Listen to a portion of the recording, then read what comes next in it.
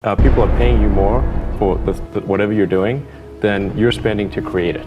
A challenge for entrepreneurs is to say, well, what's the difference between really believing in your ideals and sticking to them versus pursuing some unrealistic dream that doesn't actually have merit? A startup that is successful and one that is not, and it's because the successful one, they both made mistakes, but the successful one recognized the mistakes, fixed them very quickly.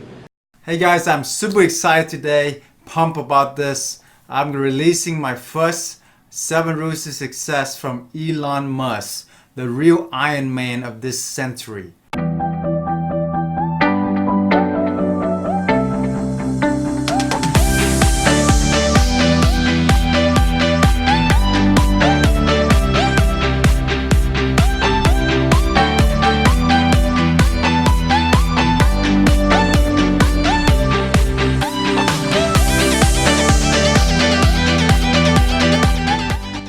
Okay, we're gonna start out with rules number 1 is have a high pain threshold. One does have to be focused on the short term and money coming in when creating a company, because otherwise the company will die.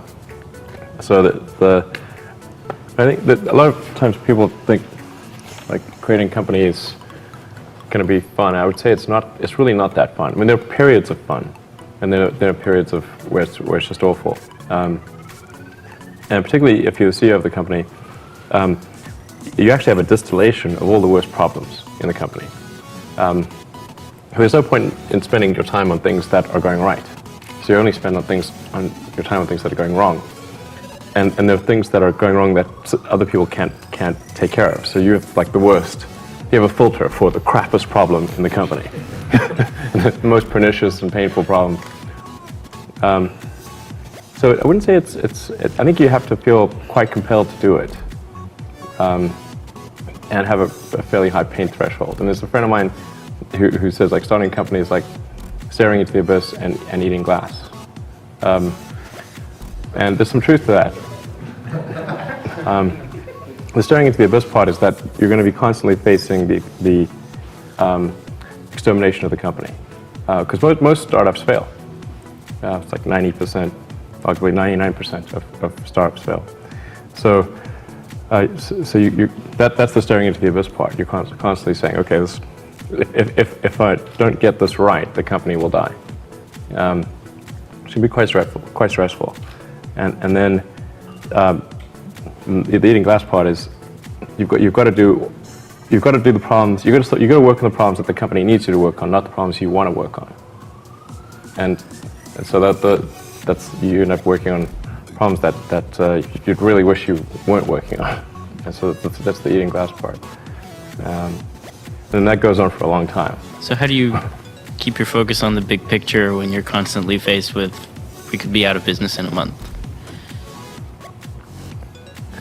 Well, it's just a very small percentage of mental energy is on the big picture. Like you know where you're generally heading for, and the actual path is going to be some sort of zigzaggy thing in that direction.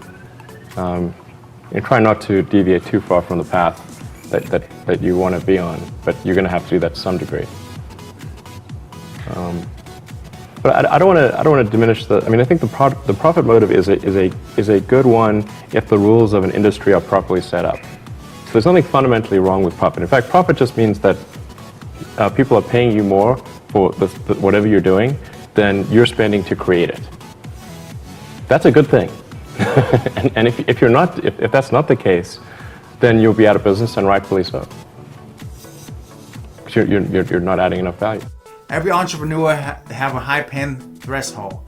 Every businesses are tough. Business is always evolving and ever changing. And if you can adapt to it, you can handle the pain, then get out of the game. Okay, but those that you can handle the pain, stay in the game. Eventually it will work out for you and life will be amazing. Rule number 2, be rigorous in self-analysis. First of all, I really need to give some thought to like, how can I provide advice that would be most helpful? And I'm not sure I've given enough thought to that to give you the best possible answer. But I think certainly being focused on something that you're confident will have high value to someone else, and just being really rigorous in making that assessment.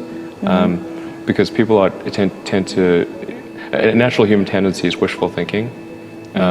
So a challenge for entrepreneurs is to say, well, what's the difference between really believing in your ideals and sticking to them versus pursuing some unrealistic dream that doesn't actually have merit? And that is a really difficult thing to tell. Can you tell the difference between those two things? Right. You know? So you need to be sort of very rigorous in your self-analysis. I think certainly extremely tenacious, and then just work like hell. I mean, you just have to put in, 80 to 100-hour weeks every week. Gosh, And that's then a lot of work. all those things improve the odds of success. Okay. I mean, if other people are putting in 40-hour work weeks and you're putting in 100-hour work weeks, then even if you're doing the same thing, you know that in 1 year you will achieve what they achieve. You will achieve in 4 months what it takes them a year to achieve. Self-analysis is always something that everybody should be doing, because we are the number one factor in our business. We know exactly what we're doing, how we're doing it, what do we do wrong, do right, if we are completely honest with ourselves. If you are totally, completely honest with yourself, you know exactly where you are, where you want to be, and how you can get there as well. If you listen to your inner voice and have a really self-analysis every single day. Number 3, expect to fail. Failures are not the most terrible things. Well, you have to learn from it and react to it. Yeah, exactly. When you're building something new, there's going to be mistakes. Yeah. And it's important to recognize those mistakes, acknowledge them, and take corrective action. And the success of a company is very much more about how quick are you to fix the mistakes, not will you make mistakes. Or admit mistakes. Absolutely. Yeah. And if you see the difference between a startup that is successful and one that is not, and it's because the successful one, they both made mistakes, but the successful one recognized the mistakes, fixed them very quickly, and the unsuccessful one tries to deny that the mistakes exist. Extremely smart people are sometimes quite arrogant because they believe in what they believe in, right? And so when they face criticism, it's less likely to admit, they can make mistakes. Was that in your case? I learned it when I was studying physics. In physics, you're taught to always question yourself. You're taught to always assume that you're wrong, not assume that you're right, and you have to prove yourself not wrong. And so I think that physics framework is really where I learned it, and it's very effective for learning counterintuitive things that aren't obvious. So you are very famous in saying that failure is actually an option, and if you're not failing, that means you're not innovative enough. Yeah, I mean, it's not like I like failure. I mean, who likes failure is terrible, but if you only do things that are certain to succeed, then you're only going to be doing very obvious things. What he meant by this is that every entrepreneurial venture, everything in life really, you have to fail first before you succeed. When you ride a bike, you have to fail down before you actually do it. Nobody can learn to ride a bike first time, it's just like anything in life, walking even, but you fail down, you get up, you fail down, you get up, every single time. That's how you learn. So you expect that your first thing in anything, in any business venture, you're gonna fail. But how you turn that failure into a success is the key, guys, is the key. How you keep on persistent, doing whatever it takes until you get the right combination to open the lock. If you open that safe, that beautiful lock, you're gonna discover the pot of gold at the end of the rainbow, guys. And it's amazing. I've done it, you can do it too. Elon have done it, and life is amazing on the other side, okay?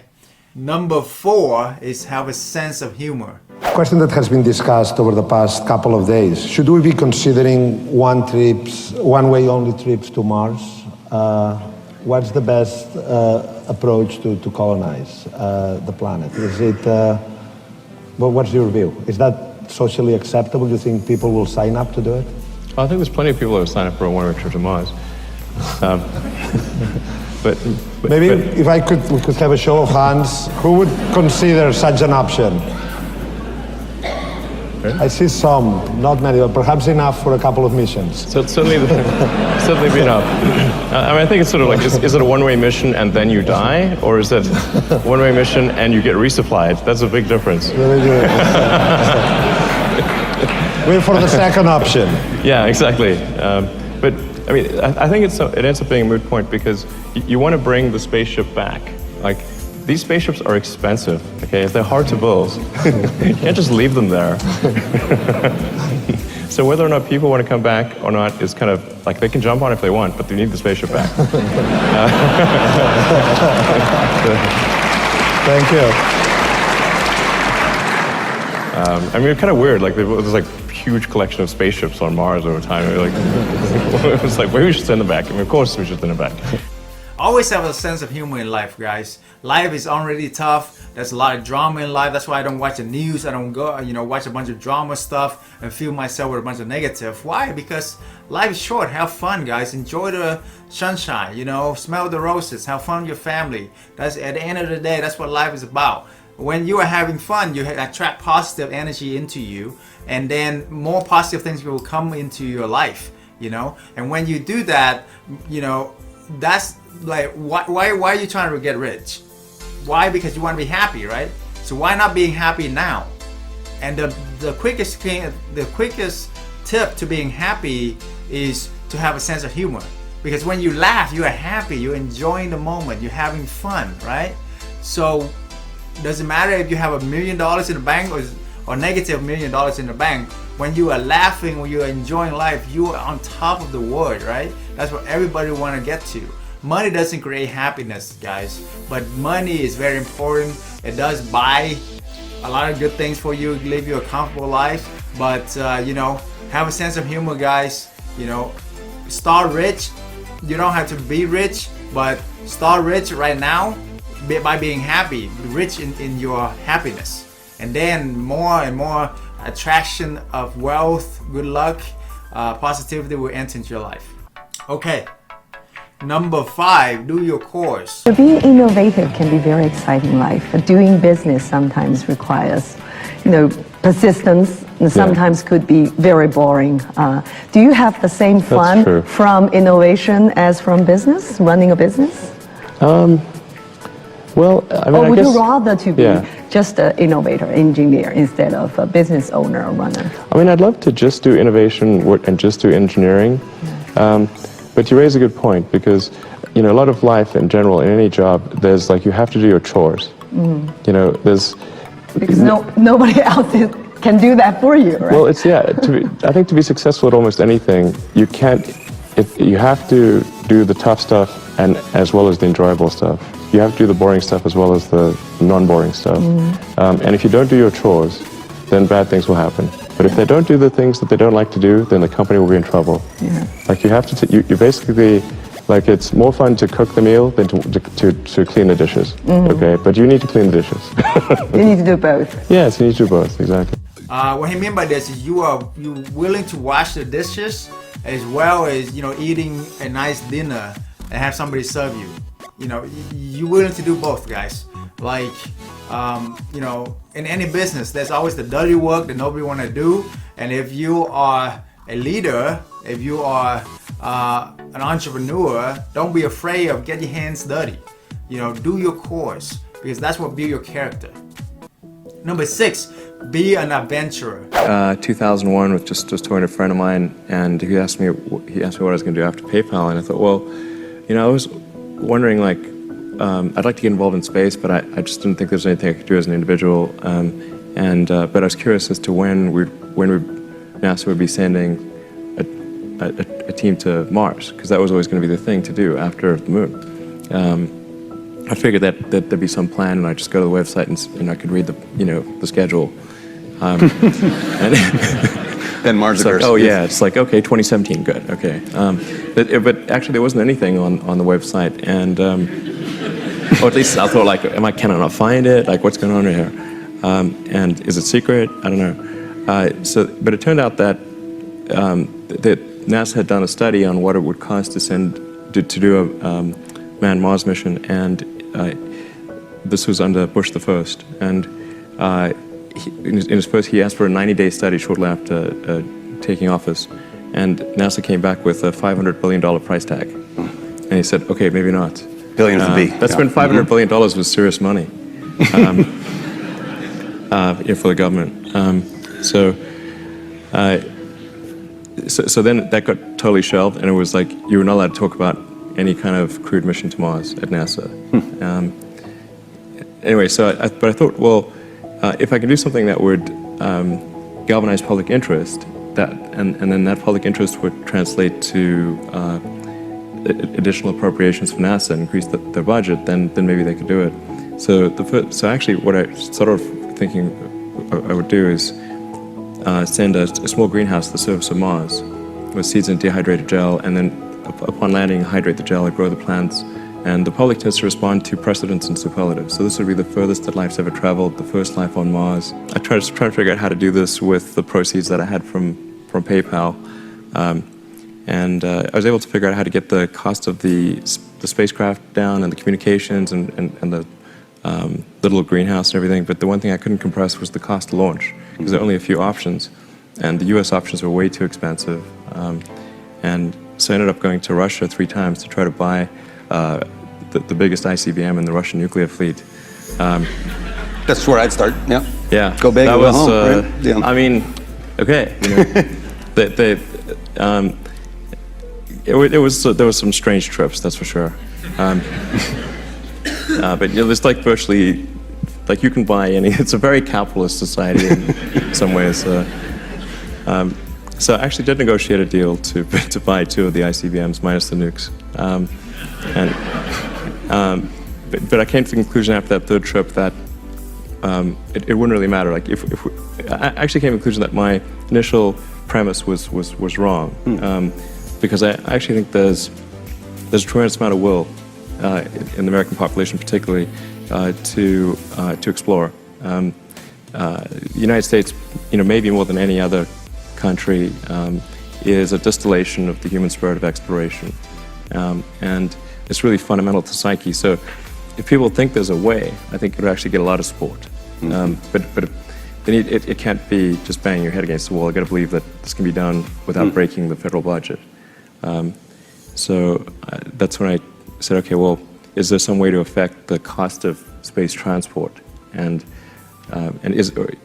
so I got together with a group of people over a series of Saturdays just to try to understand, is there something fundamentally super expensive about rockets, or can the cost be substantially improved?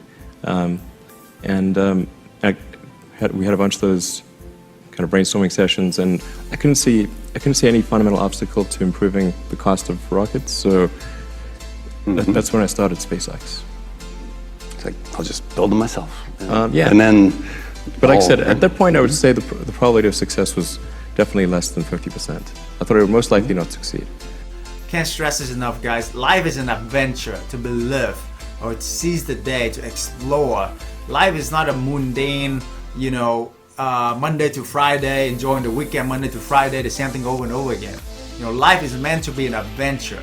You know, life is meant to discover. When you're a kid, all the kids like have a wow in their face whenever they go to a new place. You know, because they're discovering, they're learning new things, and that's what's so important.